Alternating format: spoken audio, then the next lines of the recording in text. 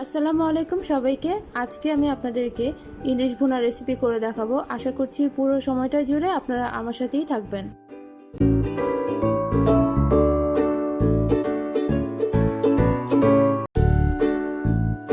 এখানে আমি 4 টুকরা ইলিশ মাছ খুব ভালো মতো কেটে ধুয়ে পরিষ্কার করে নিয়েছি। এবার এতে আমি দিয়ে দিচ্ছি খুবই সামান্য পরিমাণে লবণ আর দিয়ে দিচ্ছি খুবই সামান্য পরিমাণে হলুদের গুঁড়া। এবার এগুলোকে খুব ভালো মতো মাছের সাথে মাখিয়ে নিব। তারপর আমি মাছগুলোকে হালকা করে একটু ভেজে নেব। আপনারা চাইলে এই স্টেপটা কিন্তু স্কিপ করে ডাইরেক্ট কিন্তু মাছটাকে ভুনা করে ফেলতে পারেন, তবে আমার কাছে একটু হালকা ভাজি করলে ভালো লাগে, তাই আমি মাছটাকে একটু ভাজি করে নিচ্ছি।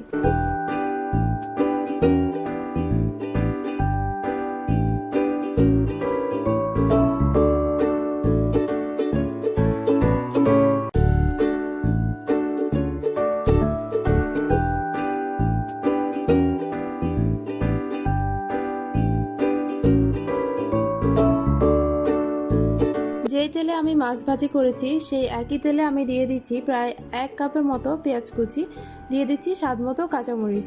এবার এগুলোকে আমি একটু হালকা করে ভেজে নিচ্ছি।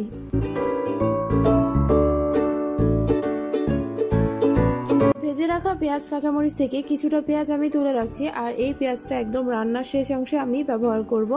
এখন এতে আমি সামান্য পরিমাণে পানি দিয়ে দিচ্ছি।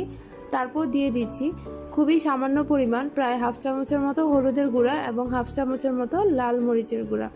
এবার এগুলোকে খুব ভালো মতো মিক্স করে নিচ্ছি। এখন এতে আমি স্বাদ মতো লবণ দিয়ে দিচ্ছি।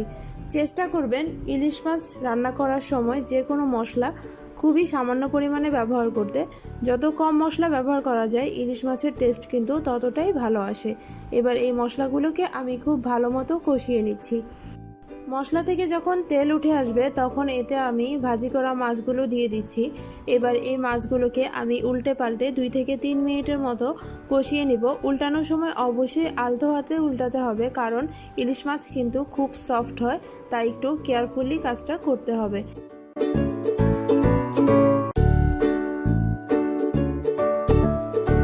কষানো হয়ে গিয়েছে, এখন এতে আমি প্রায় 1 কাপের মতো পানি অ্যাড করে দিচ্ছি।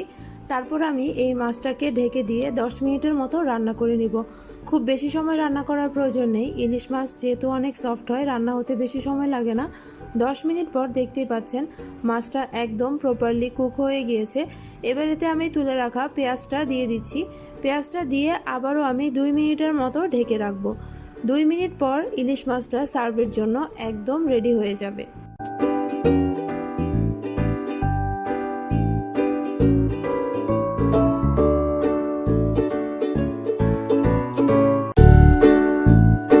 আমার ইলিশ মাছটা কিন্তু সার্ভের জন্য একদম রেডি। গরম গরম ভাতের সাথে এই রকম 1 টুকরা ইলিশ মাছ হলে কিন্তু আর কিছুই লাগে না।